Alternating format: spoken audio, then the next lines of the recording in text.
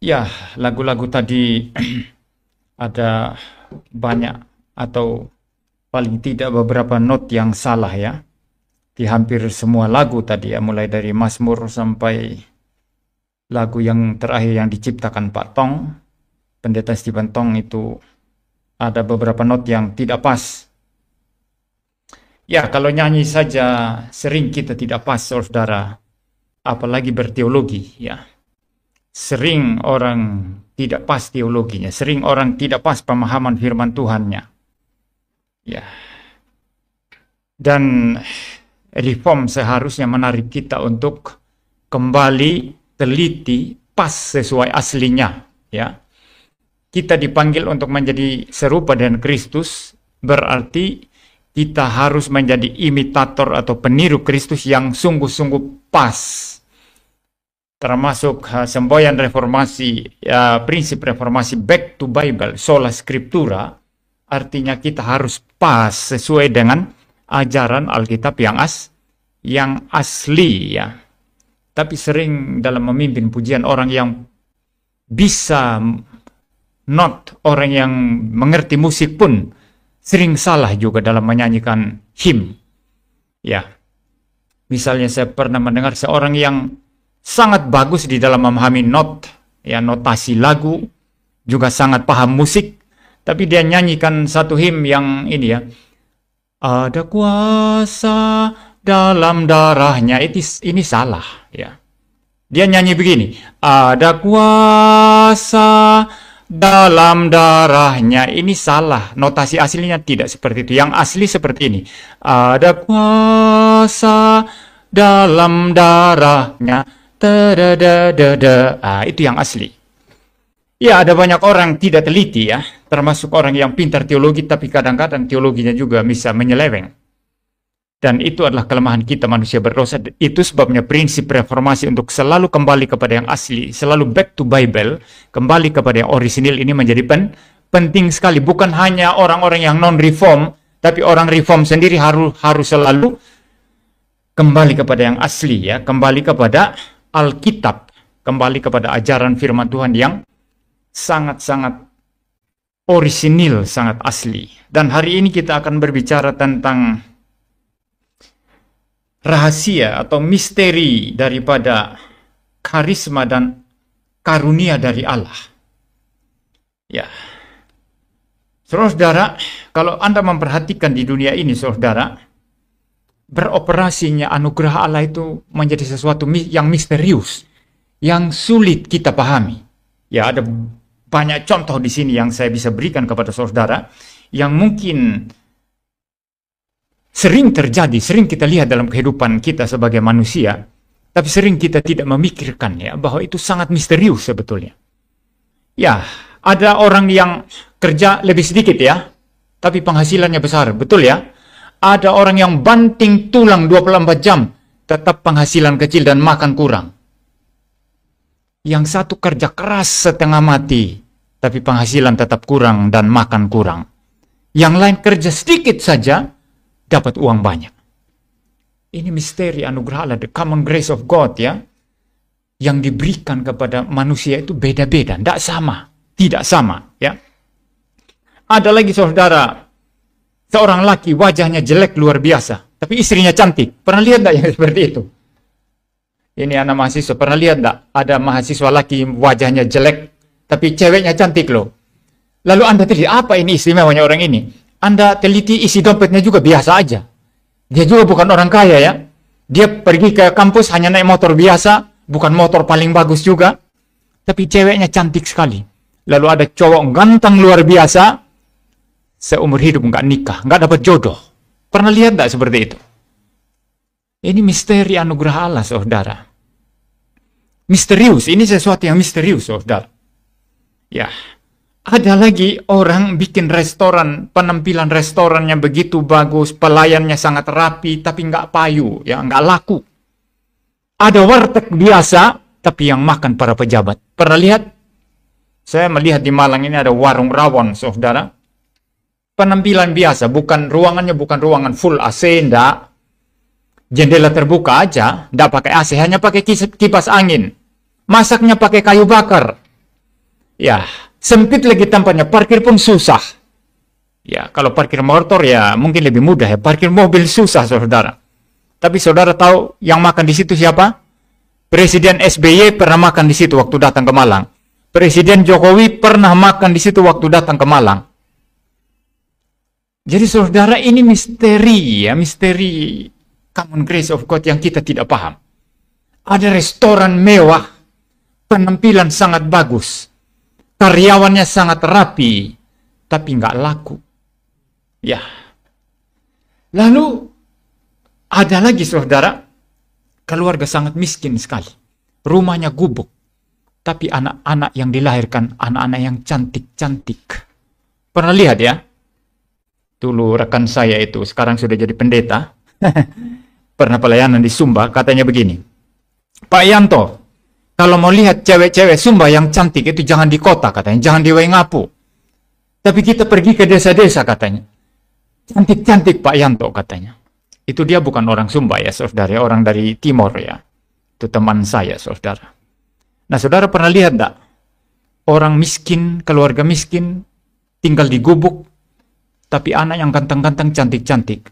Ada keluarga kaya, bawa mobil mewah, punya rumah besar, wajah anak-anaknya pas-pasan, alias tidak beruntung wajahnya. Jadi ini misteri anugerah Allah, common grace of God yang Tuhan berikan itu memang misterius, saudara. Betul ya? Sangat-sangat misterius. Ada orang punya segala fasilitas. Dia bisa sekolah bahkan ke luar negeri, ke Amerika, ke Eropa.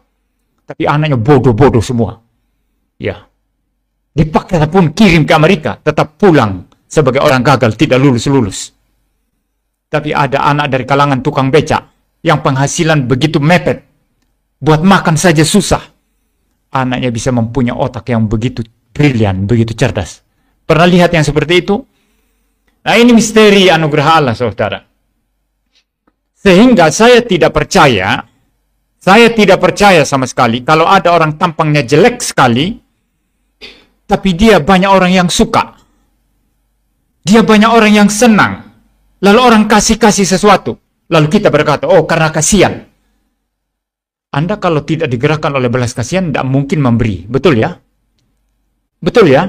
Bahkan Anda lihat pengemis, saya mau tanya, setiap pengemis di jalan itu kalian kasih uang enggak? Enggak. Kecuali digerakkan oleh belas kasihan. Saudara. Tapi ada orang tampang begitu jelek. Followersnya di media sosial banyak sekali. Ada cewek cantik luar biasa, sudah dandan sedemikian rupa, joget-joget, coba dibuat mukanya sudah cantik, ditambah bikin bagus. Followersnya cuma sedikit. Tidak ada orang yang ikut, tidak ada orang suka. Ini apa? Ini anugerah Allah, the grace of God. Ini karisma, saudara. Pak Anies Baswedan dan Pak Jokowi ganteng mana? Saya mau jawab jujur ya. Pak Anies Baswedan dengan Pak Jokowi ganteng mana? Iya, Anies jauh ya. Jauh lah, kalah Pak Jokowi. Pak Jokowi itu lewat kalau masalah wajah. Tapi lebih disukai siapa kalau pergi kemana-mana dikerumuni orang. Karena Pak Anies itu jalan ke Solo atau di pasar di Solo di mana orang gak peduli loh. Orang malah seperti gak kenal. Lewat begitu aja. Tapi begitu Jokowi lewat, orang mulai ibu-ibu minta selfie, anak-anak muda, cowok-cowok minta selfie, betul ya? Dikerumuni orang. Ini misteri, saudara. Karisma, daya tarik seseorang itu bukan engkau cari sendiri atau bisa beli itu, betul ya? Itu pemberian Allah, the grace of God kepada seseorang. Ya. Jadi saudara, tidak setiap hal ketika orang mengasihi kita, orang mencintai kita, orang ikut kita, lalu karena kasihan. Oh, pendeta MYM ini ya lumayanlah ada pengikut di YouTube ya, di Facebook begitu ya. Kenapa? Karena orang kasihan. Dia kan tampangnya kurus. Orang kasihan sama dia, jadi ikut. Itu nonsens itu. Betul ya? Itu nonsens, saudara. Rahasia anugerah Allah ini, saudara. Betul ya? Ada artis jelek sekali, tapi yang ikut banyak. Itu ada pemain gitar namanya Alif Bata. Wajahnya pas-pasan itu, biasa aja. Dari bentuk tubuhnya juga, ya tidak maco juga kan. Tapi subscriber YouTube-nya sudah hampir 7 juta. Ada pemain gitar luar negeri, wajah begitu ganteng, hidung mancung sekali, kulit putih, tinggi. Main gitarnya hebat luar biasa. Mungkin secara teknikal lebih bagus dari Alif Ba Ta. Tapi pengikutnya jauh lebih sedikit. Ini rahasia apa ini? Alif Ba Ta mempunyai karisma di dalam menarik orang-orang mendengarkan musiknya. Dan itu rahasia Allah, bukan punya dia sendiri. Tuhan yang kasih. Paham? Ini the common grace of God. Ini namanya anugerah umum Tuhan Allah, saudara. Nah, maka kita orang Kristen harus memahami, harus jeli, harus pintar untuk melihat ini, saudara. Sehingga saudara tidak melakukan hal yang tidak diperlukan, ya, yang sia-sia. Karena hanya ikut-ikut orang lain. Oh, si mbak itu ya, tak lihat wajahnya pas-pasan. Dia bikin TikTok. Ih, pengikutnya 1 juta orang. Wajah saya jauh lebih cantik. Lalu mulai bikin-bikin.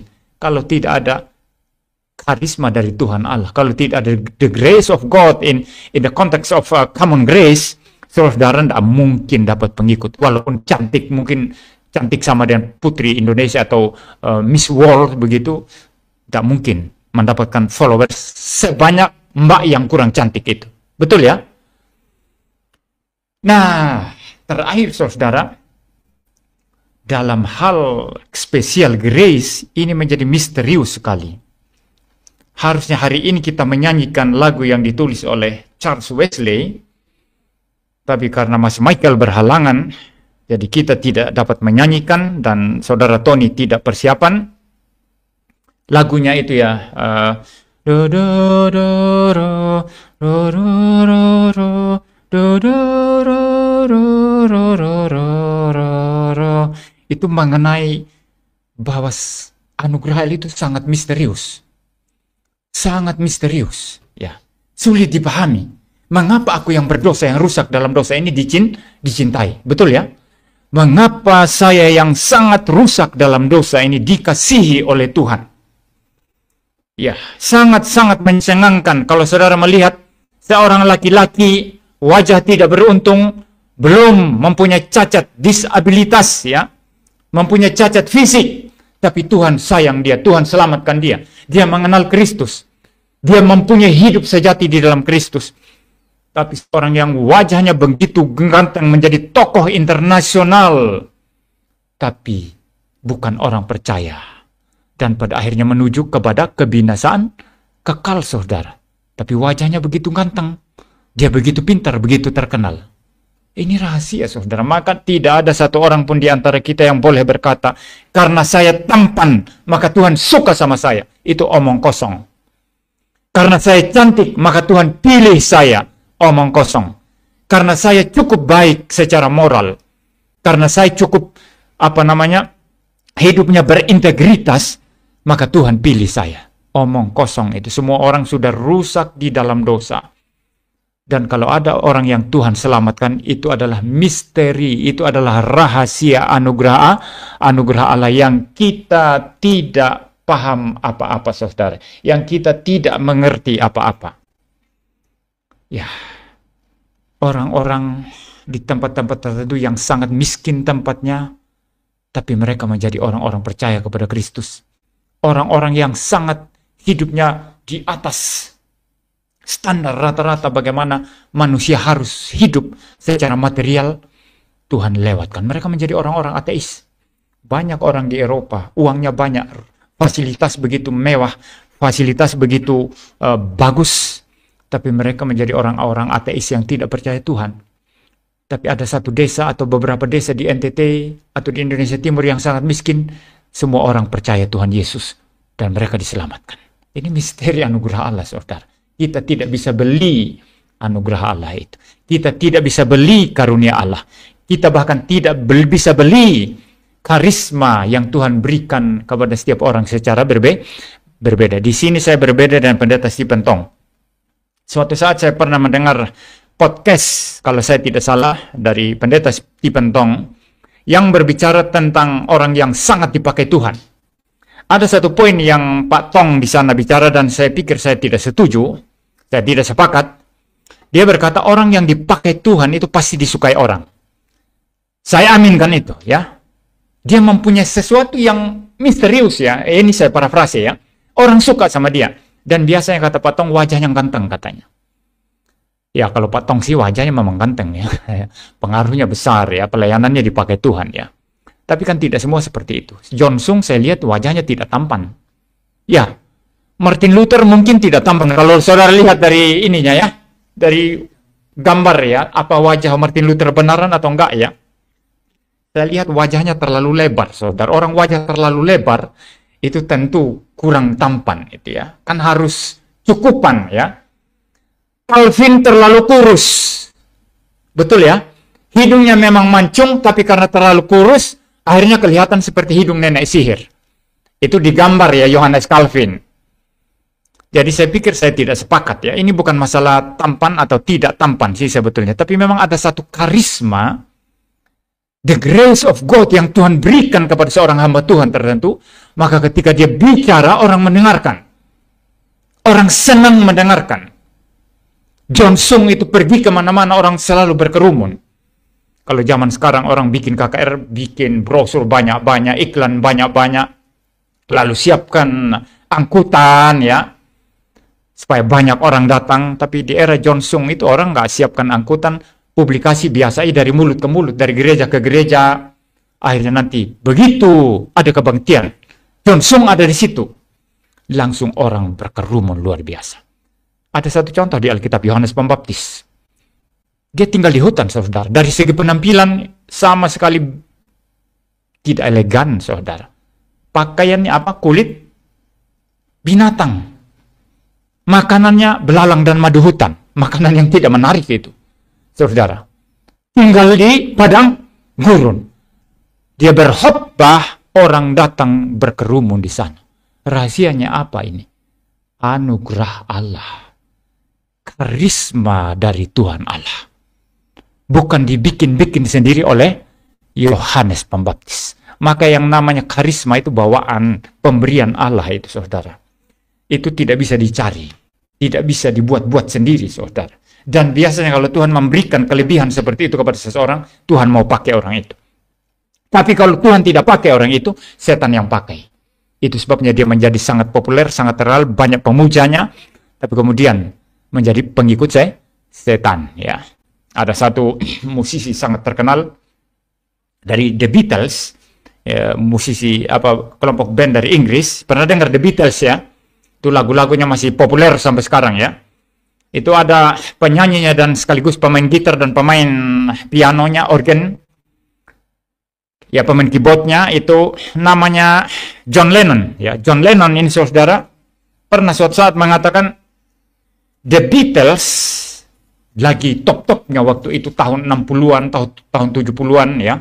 Itu lagi top-topnya The Beatles. Dia berkata, kelompok band The Beatles lebih terkenal daripada Yesus Kristus, katanya. Itu pengakuan daripada John Lennon. Dan orang ini sangat berkarisma, orang ini sangat mempunyai bakat musik luar biasa. Kalau mereka tampil di panggung itu, cewek-cewek ya, tidak peduli cewek jelek atau wajah cantik, histeris semua. Bukan hanya cewek, laki-laki histeris semua. Kalau The Beatles tampil di panggung. Khusus John Lennon sangat-sangat berkarisma.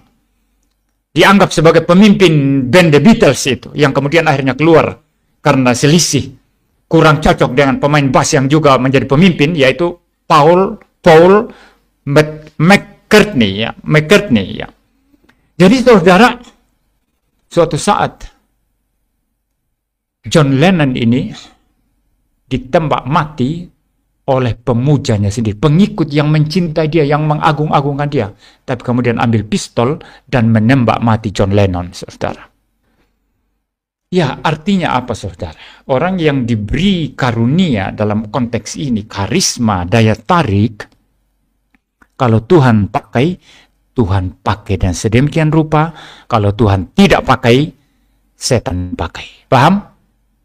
Ya, jadi saudara, rahasia, ya, misterius sekali ini anugerah Allah. Kita bicara dari konteks common grace, kita berbicara dalam konteks special grace, itu sangat-sangat misterius. Nah, firman Tuhan yang dibacakan tadi itu contoh yang sangat jelas itu ya, saudara ya. Contoh yang sangat nyata dan sangat jelas. Misalnya kita membuka Kejadian 6 ayat 8 dan 9 ya. Tadi cuma dibacakan ayat 8 ya, agak kurang satu ayat ya. Cuma dibacakan ayat 9 ya. Misalnya di ayat yang ke-8 dikatakan, tetapi Nuh mendapat kasih karunia Tuhan. Artinya yang memberi kasih karunia adalah Tuhan. Yang berinisiatif memberi kasih karunia itu adalah Tuhan. Bukan Nuh yang mengusahakan itu. Bukan Nuh yang minta-minta. Tapi Tuhan sendiri yang memberikan kasih karunia. Akibat kasih karunia itu apa? Ayat 9. Ayat 9 ya, tadi ayat 8 ya, ayat 8 mengatakan, tetapi Nuh mendapat kasih karunia di mata Tuhan. Ayat 9, inilah riwayat Nuh. Nuh adalah seorang yang benar dan tidak bercela di antara orang-orang sesamanya, dan Nuh itu hidup bergaul dengan Allah. Mengapa Nuh menjadi orang tidak bercela di masanya dan hidup bergaul dengan Allah? Kenapa? Karena terlebih dahulu dia mendapat anugerah Tuhan. Mendapat kasih karunia Tuhan, saudara. Kasih karunia Tuhan itu kuncinya. Tidak ada sesuatu pun yang kita banggakan. Kalau kita jadi baik, kalau hidup Anda jadi bagus, pekerjaan bagus, anak-anak bagus, kehidupan rumah tangga bagus, pelayanan bagus, semua bagus, hubungan dengan orang lain bagus, itu semata-mata anugerah Allah. Selalu didahului anugerah Allah. Tanpa anugerah Allah semua kacau balau. Betul ya? Chaos. Tanpa anugerah Allah semua kacau balau, semua chaos. Semua selalu didahului oleh anugerah Allah. Semua yang baik, semua yang indah, semua yang cantik, semua yang tampan, semua yang tertib, semua yang teratur, semua yang berbobot, semua yang berkualitas, selalu didahului oleh anugerah Allah. Tanpa anugerah Allah kacau adanya. Tanpa anugerah Allah rusak adanya dalam dosa. Ini sangat-sangat kental sekali pemahaman reform. Maka dalam konteks ini Anda boleh sombong? Tidak ada yang kita boleh sombongkan. Ya. Aku punya banyak pengikut di media sosial karena aku hebat. Anugerah Allah. Pekerjaanku gajinya besar. Penghasilanku besar. Bahkan dari tanganku, aku bisa bantu-bantu orang. Jangan lupa, itu didahului oleh anugerah Allah. The grace of God. Tanpa anugerah Allah, Anda bukan siapa-siapa. Saudara nothing. Saudara menjadi orang yang tidak berguna sama sekali. Hanya anugerah Allah lah yang menyebabkan kita menjadi orang yang berguna. Orang yang baik. Orang yang bermanfaat. Ini sangat clear ya.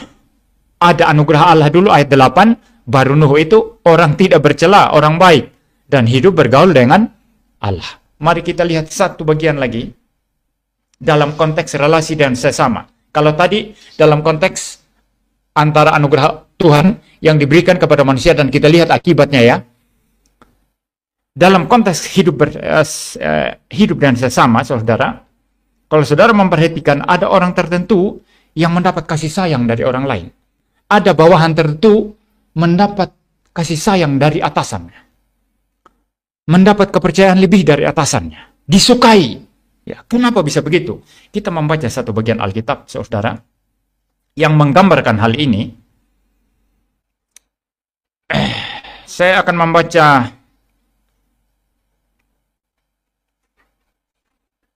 1 Samuel 18 ayat 3, ini kisah mengenai Yonatan dan Daud, atau Daud dengan Yonatan. Saudara tahu Yonatan ya, Yonatan adalah pangeran ya. Apa istilahnya itu? Putra mahkota, calon pengganti daripada Saul ya, secara keturunan. Dan Daud adalah rakyat biasa, tetapi sudah diurapi oleh Samuel untuk menjadi raja. Tapi belum muncul, karena Saul masih berkuasa. Dari segi posisinya tetaplah Daud dianggap orang biasa. Tapi Yonatan adalah putra mahkota, pangeran ya. Nah, saya membaca di dalam ayatnya yang ketiga. 1 Samuel 18 ayat yang ketiga.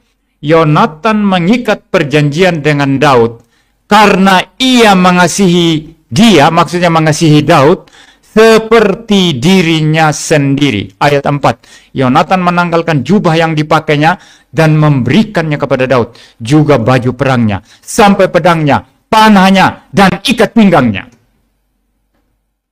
Ayat 5. Dan Daud maju berperang dan selalu berhasil kemana juga Saul menyuruhnya, sehingga Saul mengangkat dia mengepalai para prajurit.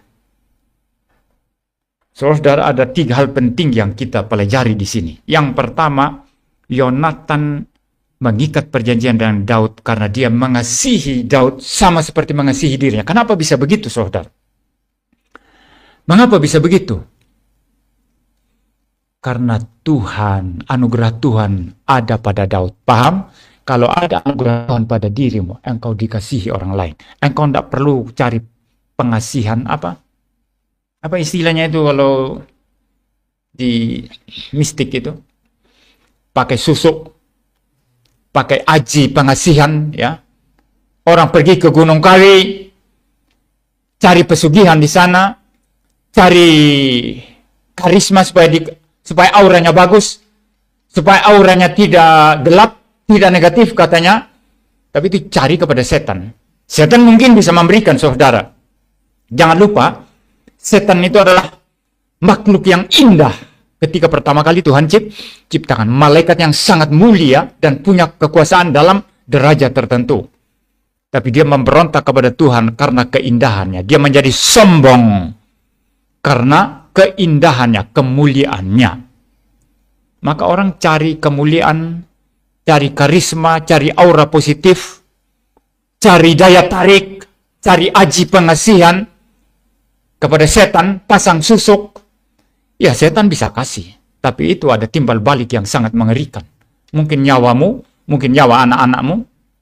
Saya pernah melihat, kalau dalam konteks daerah asli saya di Sumba, saudara, orang-orang yang mendapatkan kekayaan dengan cara bertransaksi dengan setan, mungkin nanti hewannya, karena kekayaan di sana diukur dengan banyaknya sapinya, banyaknya kudanya, banyaknya kerbaunya, di padang berapa banyak ya. Dia mungkin sampai mempunyai ratusan ribuan ternak di padang, tapi nanti setelah dia mati, anaknya jatuh miskin, bahkan anaknya tidak karu-karuan. Jadi dia sudah bertransaksi dengan setan dan menjual keluarganya, menjual nyawa anak-anaknya atau orang lain, saudara. Ya, itu daya tarik yang palsu, itu karisma yang palsu, saudara. Orang bisa beli kepada setan, penglaris usaha, begitu ya. Tapi bagi kita orang Kristen, ketika Tuhan mengasihi Anda, ketika anugerah Tuhan berdiam dalam diri Anda disenangi oleh orang lain.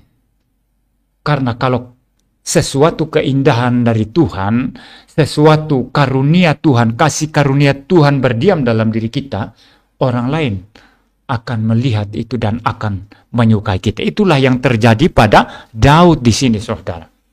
Tuhan berdiam bersama Daud. Tuhan ada dalam diri Daud. Dan Yonatan, sang putra mahkota itu, mengasihi Daud seperti mengasihi dirinya sendiri. Bahkan dikatakan yang kedua ya, dia menanggalkan jubahnya sendiri, diberikannya. Pedangnya diberikannya kepada Daud. Ini artinya apa? Bahwa bukan belas kasihan, bahwa kasihnya kepada Daud itu tidak main-main. Ini mirip sekarang kalau orang berteman ya, orang kemudian datang punya barang apa, buku atau mungkin barang-barang seperti gitar atau apa. Ini gitarmu saya pakai aja ya. Oh, karena dia memang senang dengan temannya itu, ya sudah, ini saya kasih buat kamu ya. Seperti itu, saudara. Ini mirip seperti itu. Nah, kenapa bisa seperti itu? Karena Tuhan menyertai Daud. Kasih karunia Tuhan ada pada Daud. Dan ini yang kita harus senantiasa rindukan di hadapan Tuhan. Itu sebabnya kalau saudara pulang dari kebaktian, setiap pulang kita mengucapkan doa berkat sangat indah sekali ya. Apa? Tuhan memberkati engkau dan melindungi engkau. Ya. Tuhan menyinari engkau dengan wajahnya dan memberi engkau kasih karunia. Perhatikan yang kedua ini. Tuhan menyinari engkau dan wajahnya. kalau wajah Tuhan bercahaya kepada wajahmu dan diam bersama kamu, maka Anda adalah orang-orang yang disertai karunia Tuhan. Dan orang melihat itu, orang akan senang berada di dekat Anda. Kecuali orang berdosa yang memang pengikut setan, dia tidak akan senang berada bersama-sama orang-orang yang dipenuhi kasih karunia Tuhan. Tapi kalau dia adalah orang benar, dia akan senang berada di dekat Anda. Ya. Lalu yang ketiga dikatakan apa? Tuhan menghadapkan wajahnya kepadamu dan memberi engkau damai sejahtera. Harusnya inilah yang terjadi dalam kehidupan Kristen kita, saudara ya. Nah, Daud ini, saudara, memperoleh itu, mendapatkan itu dari Tuhan, sehingga dia dikasihi oleh Yonatan, sama seperti Yonatan mengasihinya dirinya sendiri, bahkan itu ditunjukkan dalam tindakannya, memberikan jubah, pakaian perang, pedang, dan lain sebagainya.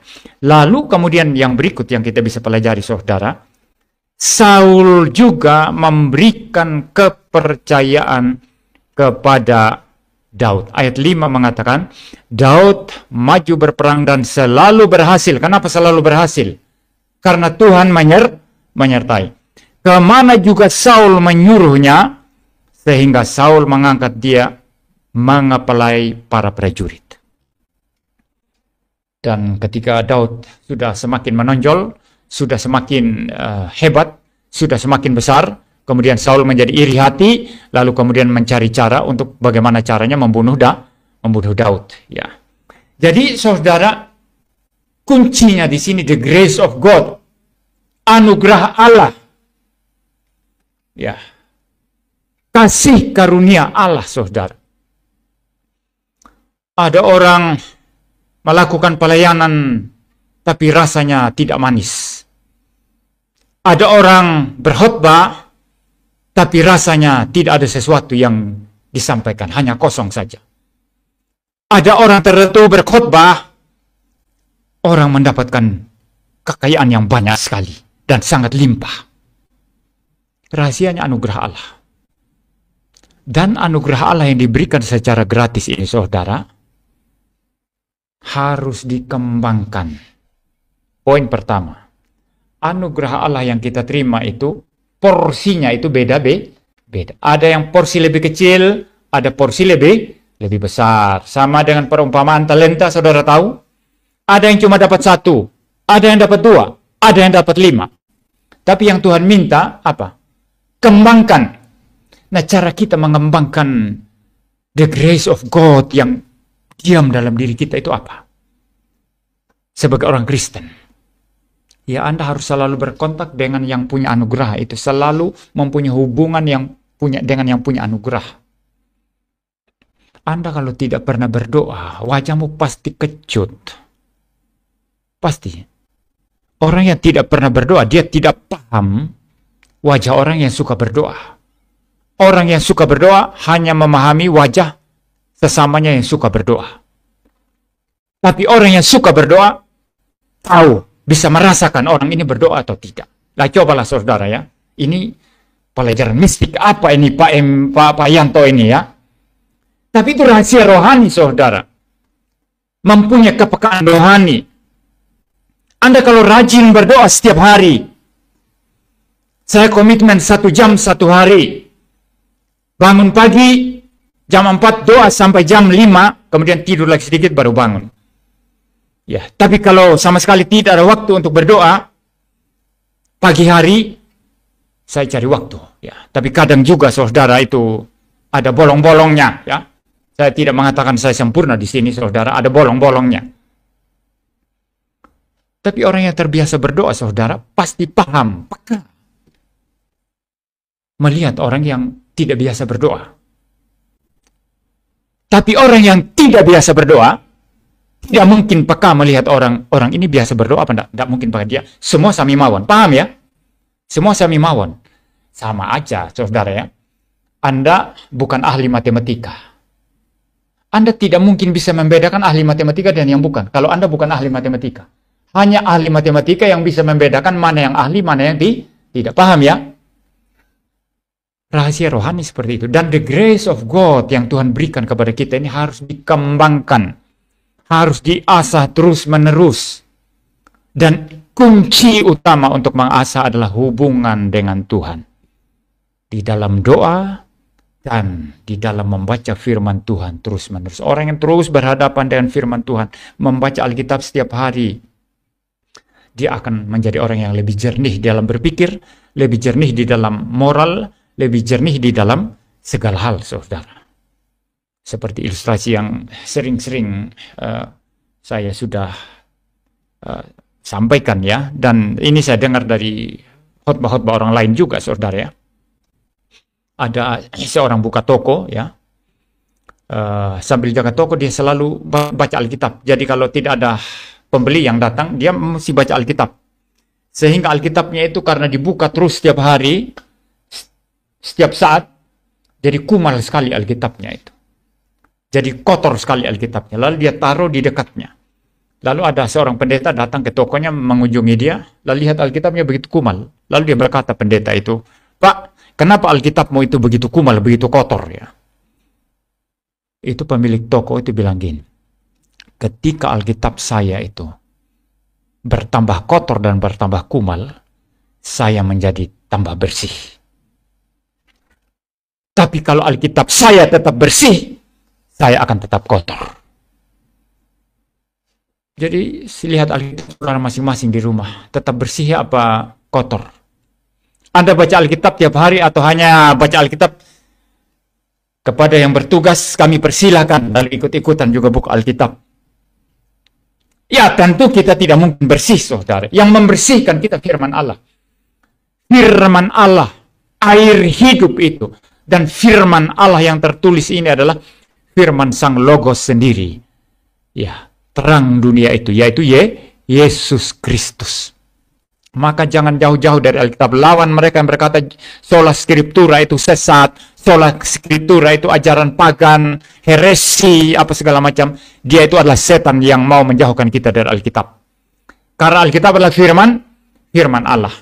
Alkitab adalah satu-satunya yang diwahyukan, diilhamkan, yang menyebabkan hidup kita menjadi lebih bening, lebih bersih. Saudara. Maka di sini nanti akan terjadi perbedaan standar luar biasa, saudara. Saudara akan lihat nanti. Ketika seseorang marah karena kebenaran, dianggap dia orang judes, orang jahat. Kenapa? Dia tidak pernah bersih dari Alkitab. Dia tidak pernah baca Alkitab. Dia doktrinnya banyak sesatnya. Jauh dari Alkitab, menghina sola scriptura. Maka kalau ada pendeta marah karena kebenaran, dianggap itu pekerjaan setan. Paham ya? Dia tidak paham. Kalau itu pekerjaan Tuhan. Dia tidak paham bahwa Tuhan Yesus sendiri juga marah di bait Allah. Karena kebenaran diinjak-injak oleh orang-orang Yahudi yang berjual beli dan berjudi di bait Allah. Maka orang tidak rohani sulit memahami orang rohani. Itu yang Paulus katakan dalam kitab Korintus. Orang tidak bisa menilai kami. Saya parafrase ini bahasa Paulus. Nanti saudara cari sendiri ya. Tapi kami menilai segala sesuatu. Paham ya saudara ya? Jadi level moral pun, nilai pun beda semua. Saya baru-baru ini, 1-2 minggu ini melihat orang ketemu HP di jalan. Dia ngaku sudah telepon pemilik ya. Tapi saya pikir-pikir dia telepon pemilik gimana ya? Kan nomor pemiliknya itu di dalam HP yang dia pegang itu. Paham ya? Ini sudah kelihatan tidak benar ini saudara.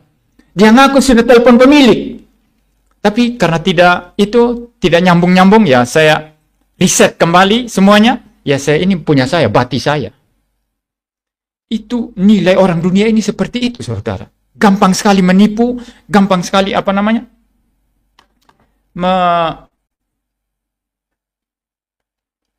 ini agak macet ya. Gampang sekali untuk menyelewengkan nilai moral yang sesungguhnya saudara. Itu bukan bati dia, bukan untung dia itu.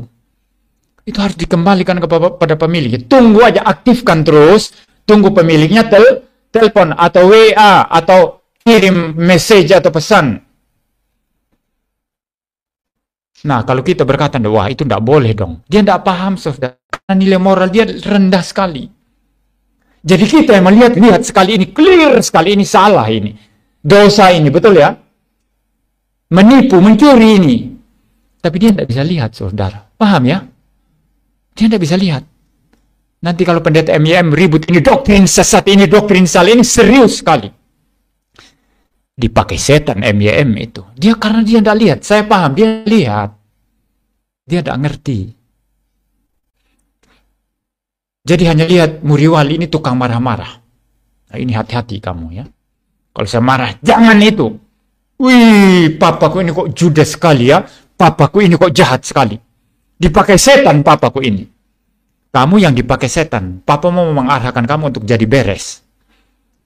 Jadi masalah value, masalah nilai itu sudah beda. Nilai moral, standar berpikirnya, semua perspektifnya semua sudah beda sama sekali.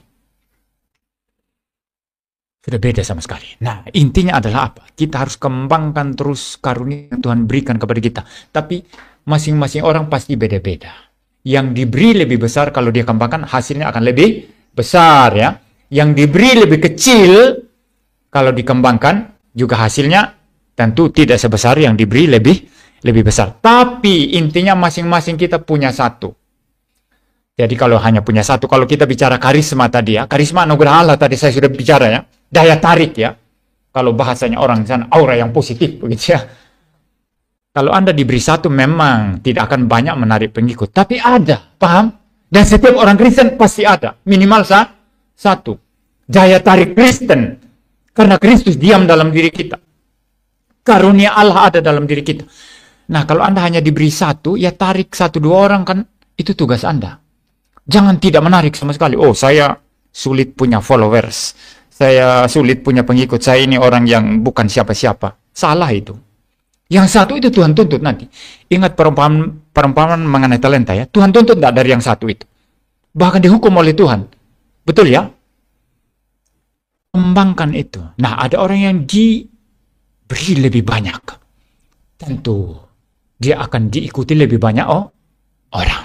Saudara. Nah ini misteri ya. Ini rahasia anugerah Allah saudara. Ya, yang kita harus terus-menerus asah, terus-menerus kembangkan. Jadi ada 2 tadi ya. Sebelum saya tambah yang ketiga. Pertama apa? Orang yang punya persekutuan hubungan yang hidup dengan Tuhan. Dan buktinya itu adalah engkau berdoa. Engkau kalau tidak berdoa itu hanya bukti bahwa Anda tidak punya hubungan yang hidup dengan Tuhan. Kedua, terus berkontak dengan firman Allah. Karena hanya firman Allah yang menjernihkan kita. Membersihkan kita. Jangan jauh-jauh dari Alkitab. Orang-orang yang dipakai setan itu mengatakan sola scriptura itu sesat. Tapi kita harus selalu back to Bible. Ya. Dan yang ketiga, bukan sekadar baca Alkitab, tapi sungguh-sungguh belajar untuk pemahaman teologi yang lebih luas. Doktrin yang lebih luas. Jangan pernah berkata bahwa doktrin ini tidak ada hubungan dengan kehidupan praktis saya. Itu omong kosong.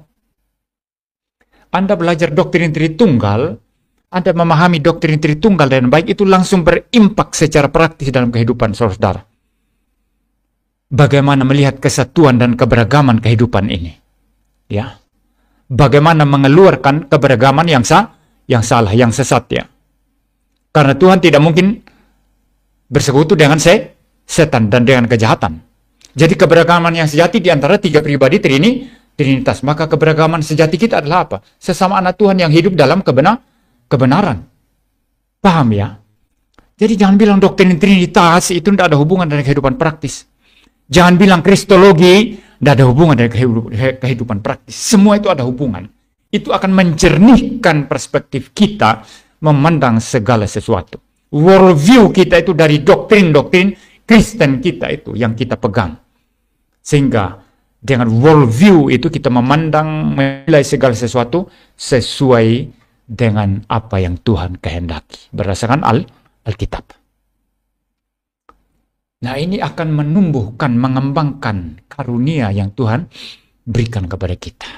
Lalu terakhir, selain pemahaman yang sejati, terjun praktekan itu. Anda tahu banyak, tidak pernah praktekan untuk apa?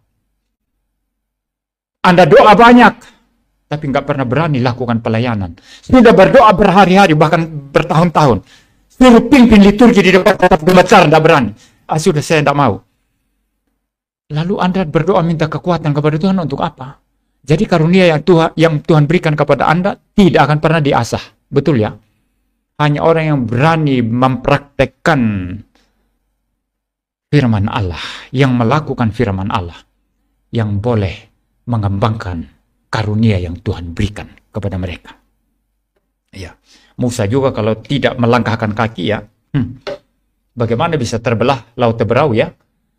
Laut Teberau itu terbelah setelah Musa melangkahkan kaki. Ada satu teori sederhana, saudara. Ada orang berkata, bagaimana caranya renang ya?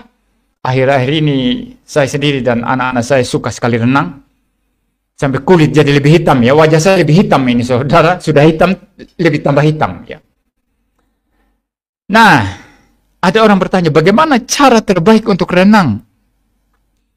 Ada orang memberikan tips sederhana. Cara terbaik untuk renang adalah ceburkan dirimu ke dalam air. Selama engkau takut hanya metode-metode, teori-teori renang gimana, semua buku dipelajari, tapi nggak pernah terjun ke kolam, nggak mungkin bisa renang. Istri saya ini ketawa ya. Ya, istri saya kan saya mau ngajari renang ya, tapi takut-takut begitu ya. Ya bagaimana ya? Jadi intinya terjun ke kolam. Terjun ke kolam itu latihan renang yang paling efektif. Ya sama juga saudara. Saudara berdoa banyak, bersekutu banyak. Saudara baca Alkitab terus menerus. Saudara belajar doktrin begitu banyak. Pengetahuan teologi, pengetahuan Alkitabnya begitu banyak. Tapi tidak pernah terjun dalam praktek pelayanan, praktek kehidupan sehari-hari. Gimana itu bisa bertumbuh? Bagaimana itu bisa berkembang? Paham ya? Anda tahu Alkitab menyuruh kita untuk hidup jujur. Tapi begitu berhadapan dengan orang-orang tipu-tipu semua, kita jadi ikut kompromi di situ. Ya tidak berkembang karunia Tuhan dalam diri kita. Paham ya? The grace of God itu mandek di situ, jalan di situ. Jadi 4 hal ini harus jalan sama-sama. Punya hubungan pribadi dengan Tuhan, dan itu buktinya Anda berdoa. Kalau tidak berdoa, gimana katakan saya punya hubungan pribadi? Kedua, harus selalu baca Alkitab firman Tuhan. Karena hanya firman Tuhan yang membersihkan hidup kita. Ketiga, mempunyai pemahaman teologi, doktrin yang beres. Ya. Dan semua itu harus dilakukan dalam praktek. Jelas ya, saudara ya? Dengan demikian, the grace of God yang sangat misterius itu, tetapi yang semua orang Tuhan berikan. Termasuk orang tidak percaya, itu common grace ya, anugerah umum. Tapi bagi kita orang percaya, dalam konteks special grace, Tuhan berikan minimal 1. Dan itu yang kita harus kembangkan ya. Dan itu nanti bergerak bersama-sama dengan karunia-karunia yang lain ya. Ada karunia alamiah yang berhubungan dengan bakat kita. Di dalam Alkitab ada karunia memimpin ya. Karunia roh memimpin ya. Tapi itu ada hubungan dengan bakat asli memimpin. Itu kemudian setelah menjadi Kristen diasah menjadi karunia roh memimpin untuk membangun tubuh Kristus. Seperti itu. Nah, the grace of God nanti menyertai kita di bidang-bidang itu. Itu sebabnya kalau saya main gitar, nggak mungkinlah saya mempunyai banyak pengikut seperti Ali Bata. Karena saya rasa saya tidak mempunyai karunia untuk itu. Ya mungkin istilah lebih tepat talenta ya untuk itu. Tidak dapat seperti itu saudara. Ya jelas ya saudara ya. Jadi intinya semua itu the grace of God dan sangat-sangat misterius. Tapi paling tidak Kristus menyertai kita semua. Tapi bagi orang-orang tertentu ada ukurannya kecil saja. Orang-orang tertentu ukurannya lebih besar. Hendaklah kita kembangkan semuanya itu. Jangan ada satu orang pun boleh membanggakan diri, karena itu bukan hasil usaha kita. Tapi murni apa? Pemberian Allah. Sama dengan keselamatan kita, anugerah terbesar yaitu Kristus yang diberikan untuk menyelamatkan kita, itu juga bukan usaha kita. Tapi murni apa? The grace of God. Pemberian Tuhan Allah. Saya bicara sampai di sini saudara. Biarlah kita pulang dengan firman Tuhan ini Dan sekarang mulai lebih ini ya, lebih apa istilahnya itu? Lebih kritis terhadap diri sendiri. Untuk mempertanyakan bagaimana karunia Tuhan bertumbuh dalam diri kita.